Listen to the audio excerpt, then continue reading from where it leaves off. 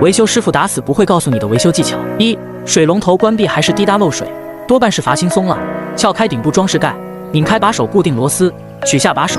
用扳手将阀芯拧紧，直到不再漏水，最后将部件原位装回就修好了。二、花洒漏水先别急着换，将喷头和软管分离，取下密封垫，撬开铜帽抽出里面软管，找到漏水点剪掉，再重新接回到管子上就好了。三、厨房水龙头总是扭来扭去，时间长了这里就会漏水，用内6角拧开旁边顶丝，拔出钢管，其实就是这个密封胶垫不严导致，把上面胶垫全都拆下来，用生料袋在凹槽中缠绕几圈，再把胶垫装回去，最后把钢管和顶丝原位装回就不会漏水了。四、马桶水箱一直漏水怎么办？关闭水阀，排空水箱里的水，拔掉蓝色盖子，抽出塑料管，